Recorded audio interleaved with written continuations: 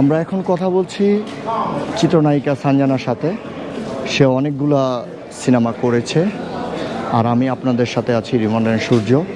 আজকে আমরা জানতে চাচ্ছি যে অনেক দিন তো গ্যাপ ছিলেন আপনি, তো এতদিন গ্যাপ থাকার কারণ কি এবং কি কি সিনেমা আপনার এখন নতুন আসতেছে? আচ্ছা, আমার মাঝখানে একটা গ্যাপ ছিল, এটা তো আমি ডিক্লেয়ার দিয়েই সরে গিয়েছিলাম। বাট এখন আবার রিসেন্টলি প্রায় 4-5টা মুভিতে কাজ করছি, সাথে সাথে নাটকেও কাজ করছি। তো এখন আমার যে মুভিগুলো রিলিজ হওয়ার যেগুলো, একটা হচ্ছে প্রেম, তুমি তুমি সারাক্ষণ আর গোমর, এই 3টা ছবি আমার রানিং মানে এডিট চলছে শেষ পর্যায়ে। তো ইনশাল্লাহ আশা করছি দেখতে পারবেন। আর পাশাপাশি আমি কিন্তু অনেক নাটক করছি, নাটকেও আমি অ্যাক্টিভ হয়েছে। ইনশাল্লাহ এখন থেকে দেখবেন আমাকে কন্টিনিউ আপনারা। আচ্ছা, আমি একটা জিনিস জানতে চাচ্ছি যে আপনি তো এইবার 2026-এ নতুন ভোটার হিসাবে আপনি স্বীকৃতি পেয়েছেন হয়েছেন, জি, তো আপনার অনুভূতিটা কীরকম, এটা শেয়ার করেন। আমি হচ্ছে এবারের ভোটার। আর আমার এর আগে আমি ভোটার হইতাম, বাট ওই সময় যেহেতু আমি কাজ ছেড়ে দিয়েছিলাম, আমি ভোটারটা হইনি।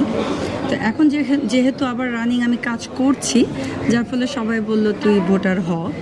এই সুযোগে ভাবলাম যে আমারও একটা সার্টিফিকেটের দরকার, আমি ভোটার। আর এইবার আমার ফার্স্ট ভোট, সো আমি খুব এক্সাইটেড, আমি ভোট দেব। তো এই হচ্ছে কথা।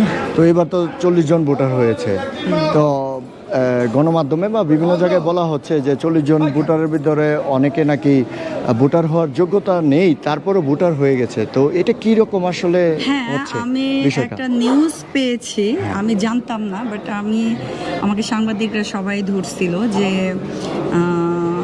আপু আপনাকে নিয়ে কথা হয়েছে, আমি নাম বলবো না পত্রিকার। তো ওই পত্রিকা থেকে আমাকে নিয়ে লেখা হয়েছে আমি নাকি সিনেমা না করেই ভোটার হয়েছে।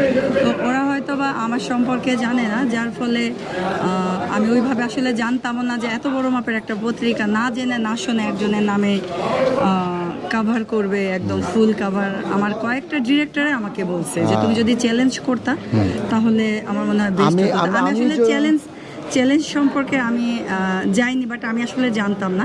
পরে যখন আমি সাংবাদিকরা আমাকে ধরল, আপু আপনাকে নিয়ে কথা বলা হচ্ছে, আপনার ডিটেলসটা বলেন, তখন আমি বললাম যে আমি 6টা ছবির সলো মেইন হিরোইন। যেহেতু 6টা ছবির সলো মেইন হিরোইন আমি, সো সেই ক্ষেত্রে 3টা ছবি হলেই তো আমরা ভোটার। উল্লেখযোগ্য ছবিগুলোর নামগুলো যদি আমি বলে দিয়েছি যে আমার উল্লেখযোগ্য যে ছবিগুলো আছে। তো তখন ওরা বলল যে আমরা তো আপনাকে চিনি, বাট হয়তো উনি চিনে না। তো আমিও বললাম যে হ্যাঁ, উনি হয়তো আমার সম্পর্কে জানে না, এই জন্য আমাকে নিয়ে আলোচনাটা ওনারা করেছে।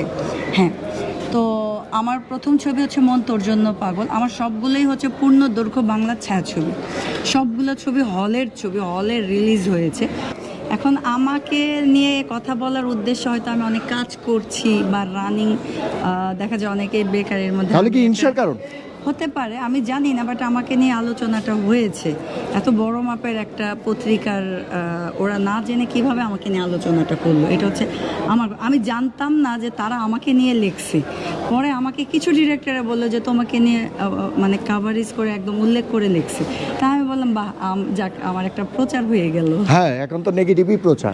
না, নেগেটিভ না, আমি সবসময় পজিটিভভাবেই চিন্তা ভাবনা করি, আর আমি পজিটিভ কাজগুলাই করি। নেগেটিভ আমি সমালোচনায় থাকতে চাই না। হয়তো আমাকে নিয়ে এখন আলোচনাটা বেশি হচ্ছে, যার ফলে হয়তো আমার নামটা তারা কাউন্ট করেছে যে আমি কিভাবে ভোটার হইলাম।